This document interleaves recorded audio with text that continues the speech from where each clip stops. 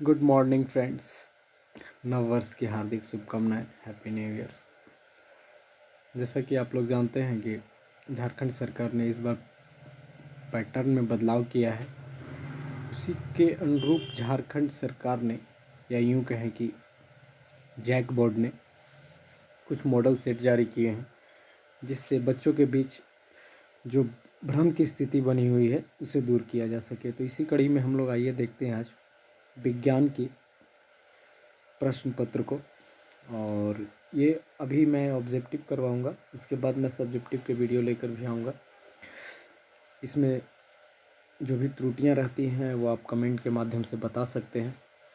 तो ये जैसा कि पैटर्न की बात हम करें तो लगभग आपको भी पता ही होगा कि 80 मार्क्स का एग्ज़ाम होने जा रहा है, जिसमें से आपको 3 घंटा जो पहले निर्धारित थे वही अभी भी निर्धारित है। प्रश्नों का पैटर्न के बारे में बात करें जो इस बार बदलाव हुआ है, तो देखेंगे हम लोग यहाँ कि कुल प्रश्नों की संख्या हम देख रहे हैं कि 52 है, जिसमें से 1 से 30 तक बहुवैकल्पिक प्रश्न होंगे, जिसके लिए 1 अंक निर्धारित किए गए हैं। यानी कि 1 प्रश्न होंगे जो आपको एक एक करके 30 प्रश्न होंगे जो कि 30 मार्क्स आपको दिलवाएंगे। आगे आते हैं तो 31 से 38 यानी कि 8 प्रश्न होंगे, जिसमें से आपको 6 प्रश्नों के उत्तर देने हैं और प्रत्येक अंक के लिए 2 अंक निर्धारित किए गए हैं। आगे देखेंगे 39 से 46, ये भी 6 प्रश्न के उत्तर ही देने हैं, 3 अंक निर्धारित किए गए हैं। और एक और है जो कि 5 प्रश्न है, 6 प्रश्न इसमें भी हैं, जो कि 4 प्रश्न के उत्तर देने हैं, जो 5 अंक निर्धारित किए गए हैं। तो ये रहा पैटर्न की बात। अब आते हैं आज के प्रश्न पर। यदि इसका PDF आप लोगों को चाहिए तो टेलीग्राम से जुड़ करके, नीचे डिस्क्रिप्शन में टेलीग्राम का लिंक दिया गया है, वहाँ से जुड़ करके आप इसका PDF प्राप्त कर सकते हैं।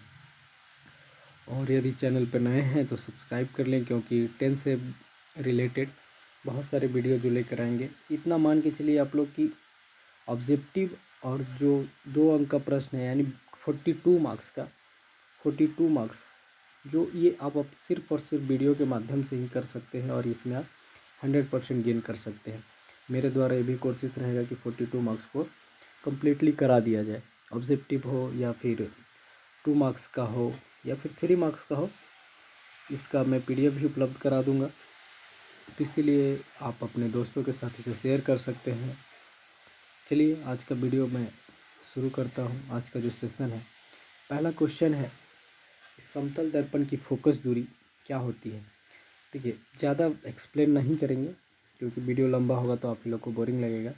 तो समतल दर्पण की फोकस दूरी क्या होती है, तो समतल दर्पण की फोकस दूरी क्या होती है, तो इसकी 0 होगी। ये समतल दर्पण की फोकस दूरी क्या होगी, 0। एक चीज़ और कि मैं एक क्वेश्चन भले ही है ये, पर इससे जुड़े हुए फैक्ट्स जो होंगे आपको बता दूंगा, तो आप साथ में साथ जो कॉपी पे नोट डाउन करते रहेंगे तो आगे आपकी सुविधा होगी। समतल दर्पण की फोकस दूरी क्या होती है, तो 0 होती है। समतल दर्पण, देखिए समतल दर्पण में एक प्रश्न बनता है कि प्रतिबिंब को लेकर के, कि प्रतिबिंब कैसा बनता है। समतल दर्पण में प्रतिबिंब कैसा बनता है, मैं प्रश्न की बात कर रहा हूँ। तो प्रश्न 1 आपको पूछा जाएगा कि समतल दर्पण में प्रतिबिंब कैसे बनते हैं। तो समतल दर्पण में जो प्रतिबिंब बनने की प्रकृति होती है वो काल्पनिक एवं सीधा होता है।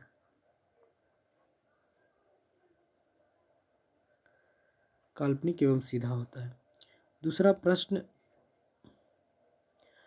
प्रश्न जो ये पूछा जाता है कि समतल दर्पण में प्रतिबिंब की जो स्थिति होती है वो कहाँ होती है, तो जितनी वस्तु की दूरी होगी उतना ही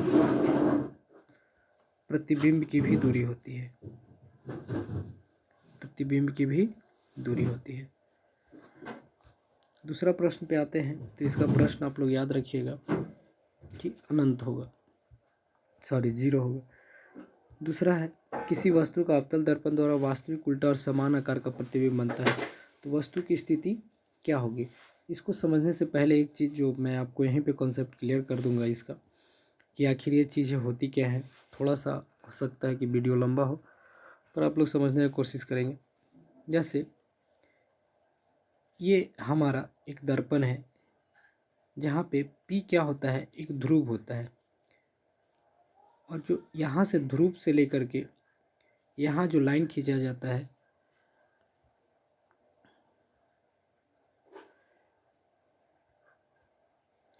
यहाँ जो लाइन खींचा जाता है C होता है ये, जिसको हम वक्रता केंद्र कहते हैं, और ये होता है हमारी फोकस।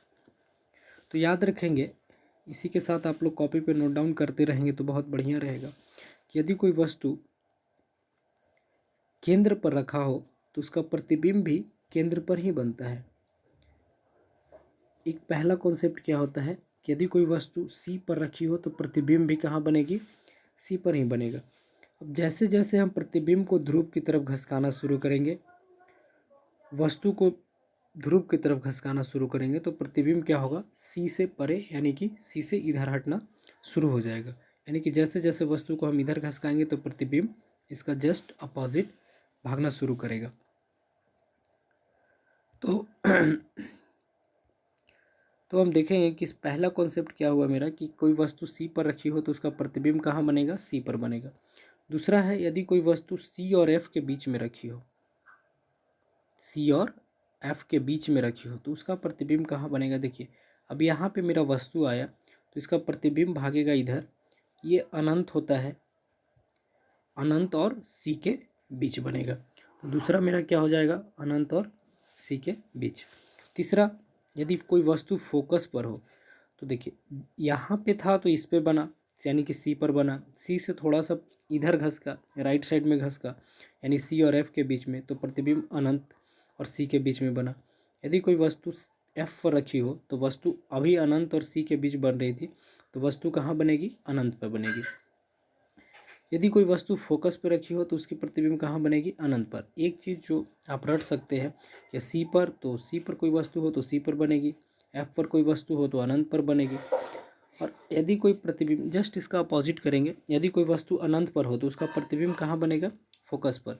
यदि कोई अनंत और C के बीच में हो तो उसका प्रतिबिंब C पर बनेगा, और यदि कोई वस्तु C पर हो तो उसका प्रतिबिंब C पर। यानी कहने का मतलब यही है कि आप इसको 3 ठो याद रखिए, बाकी 3 को आप अपोजिट कर सकते हैं। तो आइए देखते हैं किसी वस्तु का अवतल दर्पण द्वारा वास्तविक, उल्टा और समान आकार का प्रतिबिंब, वस्तु की स्थिति क्या है। तो ये यहाँ पे ऑप्शन थोड़ा सा गलती दिया गया है, देख सकते हैं, एट सी पर बनेगा। तो वस्तु की स्थिति क्या होगी, देखिए समान आकार का बन रहा है और प्रतिबिंब भी क्या है, वास्तविक और उल्टा। ये चीज़ आप क्वेश्चन से यहाँ से याद कर सकते हैं कि अवतल दर्पण में बनने वाले जो प्रतिबिंब होते हैं वास्तविक एवं उल्टा होते हैं, वास्तविक एवं उल्टा होते हैं। इसको आप ट्रिक के माध्यम से याद कर सकते हैं, बाल्टा, यानी कि वास्तविक और उल्टा, वास्तविक और उल्टा। तो उम्मीद है कि ये प्रश्न आप समझ पाए होंगे। अब आगे चलते हैं। निम्नलिखित में से किसमें प्रकाश सबसे तेज गति से चलता है। देखिए प्रकाश सबसे तेज गति से वायु में चलता है। जैसे कि अन्य माध्यम में देखेंगे तो प्रकाश का माध्यम क्या होगा, स्लो होगा। या आप NCERT से इसका आप अपवर्तनांक वगैरह भी याद कर सकते हैं। अब आगे चलते हैं। एक लेंस की क्षमता -4 है तो उसकी फोकस दूरी क्या होगी। तो यहाँ पे पूछा क्या गया है कि यदि लेंस की क्षमता, डायोप्टर दिया हुआ है आपका, लेंस की क्षमता को हम SI मात्रक, यहाँ से आप एक चीज़ याद रख सकते हैं कि लेंस की SI मात्रक क्या होता है, SI मात्रक डायोप्टर, मिस्टेक हो रहा है इसमें लिखने में क्योंकि ये कर्सर चलता नहीं है ढंग से, डायोप्टर। अब आते हैं प्रश्न पे। तो प्रश्न पे जो लिखा हुआ है कि लेंस की क्षमता, जिसको हम किससे सूचित करते हैं, P से सूचित करते हैं, यानी कि P कितना है, -4, और F पूछा है। तो P और F के बीच में एक फार्मूला होता है कि F = 1/P। तो इसमें आप पुट कर सकते हैं 1 - 4, इसको आप डिवाइड करेंगे तो क्या हो जाएगा, माइनस में 0.25। तो इसका आंसर आप याद कर सकते हैं कि 0.25 मीटर। मानव नेत्र मानव नेत्र की फोकस दूरी में परिवर्तित क्या कारण है। जो रिफ्लेक्शन होता है उसका सबसे बड़ा कारण क्या है। मानव नेत्र की फोकस दूरी में परिवर्तन किस कारण से होता है। सिलियरी मांसपेशियों के कारण ही फोकस दूरी में चेंजिंग होता है। बाकी इसमें आप सब्जेक्टिव में प्रश्न आएंगे, उसमें हम इसको अच्छा से सॉल्व करेंगे। क्या होता है सिलियरी फोकस दूरी, क्या होती है निकट दृष्टि दोष, दूर दृष्टि दोष, ये सब चीज़ों को बारे में जानेंगे। आगे आते हैं, दृष्टि दोष को भी कहा जाता है। देखिए दूर, यहाँ पे क्वेश्चन है दूर दृष्टि दोष। दूर दृष्टि दोष को क्या कहा जाता है, तो इसमें आंसर है हाइपर माइट्रोपिया। इसको आप याद रखेंगे। देखिए इसमें एक आता है हाइपर माइट्रोपिया और एक आएगा आपको मायोपिया। जो यहाँ पे आप देख रहे हैं, मैं कलर चेंज करके दिखाना चाहता हूँ, मायोपिया। तो ये मायोपिया को निकट दृष्टि दोष, यहीं पे आप दोनों प्रश्न को कर ले तो बेटर रहेगा। निकट दृष्टि दोष, मायोपिया और हाइपर मायोपिया को दूर दृष्टि दोष। यदि निवारण का बात किया जाए तो निकट दृष्टि दोष को अवतल लेंस से दूर किया जाता है और दूर दृष्टि दोष को उत्तल लेंस से दूर किया जाता है। ऐसे याद कर सकते हैं कि दूर 2 अक्षर का है तो ये 3 अक्षर का है, और ये निकट 3 अक्षर का है तो इसका सॉल्यूशन 4 अक्षर का है। प्रतिरोध का ऐसा ही मात्रक ओम होता है। प्रतिरोध क्या होता है इस विषय में भी हम लोग सब्जेक्टिव में पढ़ेंगे। टंगस्टन का उपयोग निम्नलिखित में से किस में किया जाता है। देखिए टंगस्टन का जो उपयोग होता है जनरली विद्युत के बल्ब में किया जाता है। बहुत फेमस क्वेश्चन है टंगस्टन। आप लोग ये बल्ब, इस तरह का जो बल्ब होता है, इस तरह का जो आप लोग बल्ब देखते होंगे, तो यहाँ पे एक फिलामेंट टाइप का लटका हो रहता है, इसी को टंगस्टन कहते हैं। देखिए टंगस्टन का ही यूज क्यों करेंगे, तो इसका जो ताप सहने की क्षमता होती है, यानी कि गलनांक बहुत ऊंचे होता है, लगभग 4000 डिग्री सेल्सियस मिलेगा तो ये गलेगा। तो आप अधिकांश बार देखते होंगे कि बल्ब फ्यूज भी हो जाता है तो भी उसका तार क्या होता है, गलते नहीं है। चुंबकीय क्षेत्र रेखाएं निकलती हैं, ये इसको आप याद रखिएगा। उत्तरी ध्रुव से इस तरह का आप मैग्नेट बनाइएगा, तो ये आप साउथ पोल रखते हैं, नॉर्थ पोल रखते हैं, तो ये इधर से ऐसे आता है, धाराएं इधर से ऐसे घुसती है। जबकि इंटरनल का बात किया जाए तो ये नॉर्थ टू साउथ होता है, हाँ ठीक है, नॉर्थ टू साउथ, यानी कि नॉर्थ से साउथ की ओर जाएगा, ऐसे समझ पा रहे हैं। निम्नलिखित में से कौन सा हमारे लिए ऊर्जा का परम स्रोत है। तो ये ऊर्जा के लिए परम स्रोत, यानी ऊर्जा मतलब समझ ही रहे हैं एनर्जी, तो एनर्जी का सबसे अच्छा स्रोत क्या हो सकता है, सूर्य। ये तो क्वेश्चन बनाने का बताने का जरूरत ही नहीं था हमें। सबसे अच्छा परम स्रोत क्या है, पर देखिए परम स्रोत कहने का मतलब ऊर्जा, वो ऊर्जा जो जलने के उपरांत अवशेष कम छोड़े। अवशेष जैसे कोयला जलाते हैं तो राख वगैरह रह जाता है, लकड़ी जलाते हैं उसका भी राख रह जाता है, पर देखिएगा तो सौर ऊर्जा से किसी प्रकार का कोई नुकसान नहीं होता और ये मुफ्त में उपलब्ध हो जाता है। रासायनिक समीकरणों को हम किस नियम के कारण संतुलित कर पाते हैं, तो द्रव्यमान संरक्षण का नियम। देखिए ये भी आप सब्जेक्टिव में पढ़ेंगे, द्रव्यमान संरक्षण का नियम। देखिए ये प्रश्न बहुत अच्छा है कि FeCuSO4 को FeCuSO4 किस प्रकार का अभिक्रिया है। देखिए 4 प्रकार की अभिक्रियाएं पढ़नी है, तो अभी तो उतना समय नहीं है, सब इस पे हम आते हैं, सब्जेक्टिव का पेपर को सॉल्व करेंगे उस समय देखेंगे। तो देखिए मैं थोड़ा सा आपको इसके बारे में जिक्र कर दूं। देखिए विस्थापन अभिक्रिया क्या होता है, इसका आंसर विस्थापन अभिक्रिया होगा। विस्थापन अभिक्रिया क्या होता है, देखिए Fe की जगह CuSO4 था। देखिए CuSO4 ये क्या किया, कॉपर को हटा करके Fe उसका जगह ले लेता है। यही क्या हो गया कि इसको यहाँ से हटा दिया गया। इसको जो Cu होना चाहिए था इसको क्या किया गया, रिप्लेस कर दिया गया। Cu को Fe को रिप्लेस कर दिया और Cu इसके जगह आ गया। आगे देखेंगे H+ आयन की सांद्रता किस पदार्थ में अधिक होती है। जठर रस। देखिए जिसका pH मान कम होगा, यानी कि कह सकते हैं कि अम्ल में H+ आयन पाया जाता है और क्षार में OH- पाया जाता है। ये चीज़ को आप नोट करते चलिए, भले ही एक क्वेश्चन आपको दिख रहे हो पर आप इसके माध्यम से 3-4 प्रश्न को सॉल्व कर सकते हैं। आगे देखिएगा उपयुक्त में से कौन सा पदार्थ अम्ल है। मैंने जैसे बताया अभी कि देखिए एक स्केल होता है pH स्केल जिसको कहते हैं, तो 0 से 7 तक वैल्यू होते हैं और एक 7 से 14 तक का वैल्यू होता है। तो जिनका वैल्यू 7 से कम होता है वो उनका मान क्या होता है, अम्ल होते हैं, और जिनका 7 से ज़्यादा होते हैं वो क्षार होते हैं। तो आप इस प्रश्न को आराम से देख सकते हैं कि इसमें A5 है, B8 है, C10 है और D13 है। तो पूछ रहा कौन सा अम्ल है, तो देखिएगा 7 से कम सिर्फ और सिर्फ 5 का वैल्यू है, इसीलिए इसका आंसर ये हो जाएगा। निम्नलिखित में से किस लवण का उपयोग सोडा अम्ल अग्निशामक में किया जाता है। सोडा अम्ल अग्निशामक, यानी अग्निशामक कहने का मतलब है आग जो बुझाने वाली, जो आप सिलेंडर वगैरह देखते हैं उसमें। तो ये बेकिंग सोडा, इसका नाम हम लोग याद रखने की कोशिश करेंगे क्योंकि ये इम्पोर्टेंट है। तो याद रखिएगा अग्निशामक में किसका प्रयोग किया जाता है, तो NaCO3, इसी को हम लोग बेकिंग सोडा कहते हैं। निम्नलिखित में से कौन सा एक उभयधर्मी ऑक्साइड है।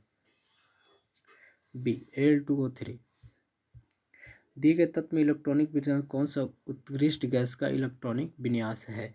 देखिए इलेक्ट्रॉनिक विन्यास जो होते हैं वो क्या होते हैं, तो एक कक्षा जैसे आप हम लोग 9th में पढ़े होंगे, इस प्रकार के कक्षा होते हैं जिसमें K shell, K, L, M, N shell होते हैं।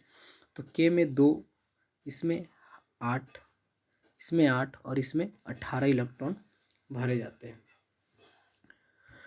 तो इसमें आप देखिएगा कि कौन सा उत्कृष्ट गैस है, तो देखिए जिसके लास्ट में 0 इलेक्ट्रॉन होते हैं वो उत्कृष्ट गैस के उदाहरण होते हैं। तो इसमें आप देख सकते हैं कि ये C नंबर जिसमें लास्ट में 0 इलेक्ट्रॉन है, क्योंकि ये अपना अष्टक पूरा कर चुका है, बाकी सबका एक एक देखेंगे तो बचा हुआ है, तो इसके आधार पर C इसका आंसर है। निम्न कौन सा एक असंतृप्त हाइड्रोकार्बन है, इसका आंसर C2H2। इसका आप लोग कमेंट में नाम बताइएगा क्या होता है। CHO प्रयात्मक समूह क्या है, तो देखिए प्रयात्मक समूह के बारे में बात करें तो CHO अल्डिहाइड है। बाकी और भी आते हैं, इतना बताने लगे तो बहुत लंबा हो जाएगा। फिर दिए गए तत्वों में किस तत्व में सहसंयोजी इलेक्ट्रॉन की लिथियम के बराबर होती है, तो पोटासियम। आगे है अमीबा में किस प्रकार का पोषण होता है, तो देखिए अमीबा में किस प्रकार का पोषण होता है, बहुत फेमस क्वेश्चन है और ये बहुत पसंदीदा क्वेश्चन भी है। प्राणी संभोजी पोषण।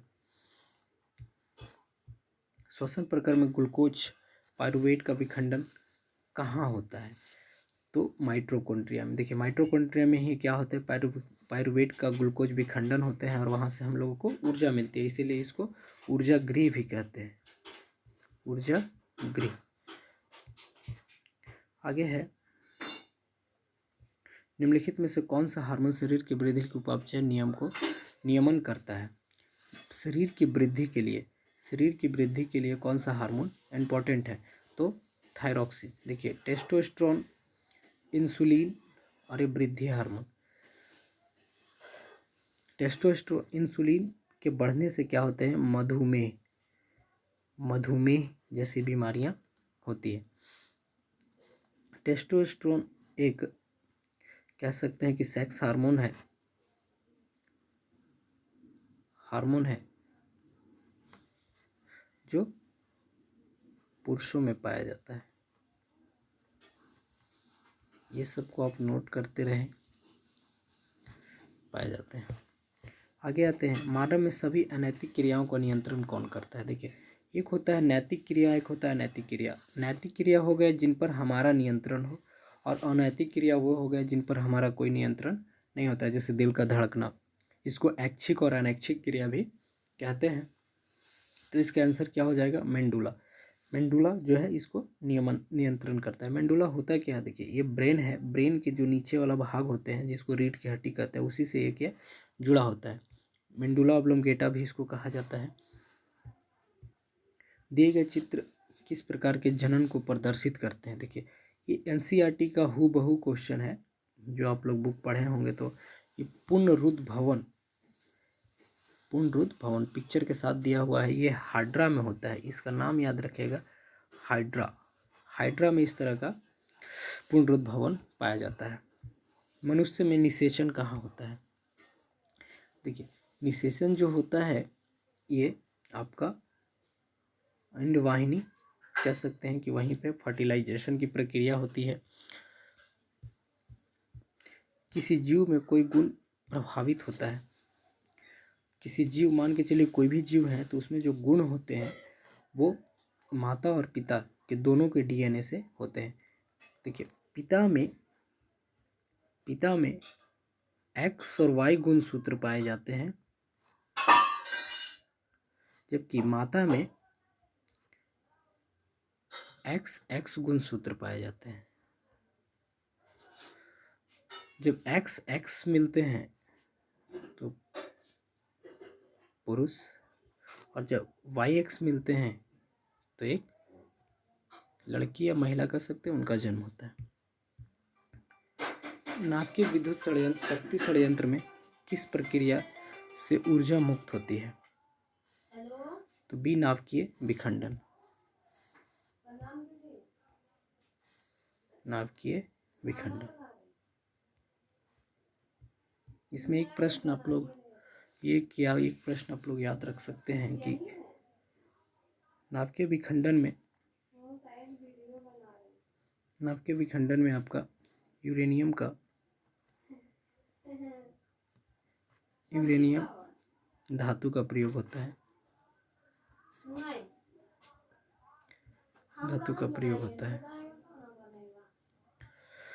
चलिए अब आगे आते हैं, हरे पौधे की पत्तियां कहाँ होने वाले सौर ऊर्जा को कितना प्रतिशत भाग खाद में परिवर्तित करते हैं। तो 1%, इसको रट लीजिएगा। निम्नलिखित में से किस पदार्थ का प्रयोग करना पर्यावरण के लिए सबसे अधिक लाभदायक होता है। तो देखिए, पर्यावरण का मुद्दा बहुत बड़ा है। कौन सा, यदि डिस्पोजल का यूज़ करना नहीं चाहिए, प्लास्टिक का यूज करना नहीं चाहिए, और तो इसमें पूछा है कि पर्यावरण के लिए सबसे लाभदायक होगा, तो कागज़ के डिस्पोजल का कप। कागज़ क्योंकि ये अपघटक होते हैं, अपघटक पदार्थ है, तो ये आसानी से आप कर सकते हैं। तो ये प्रश्न खत्म हुआ दोस्तों। और आगे सब्जेक्टिव में आप देख सकते हैं, मैं इसको कोशिश करूँगा कि नेक्स्ट वीडियो में आप लोग जैसा कमेंट करेंगे मैं डाल दूँगा, इसका PDF है, इसका सॉल्यूशन भी बता दूँगा। बाकी धन्यवाद।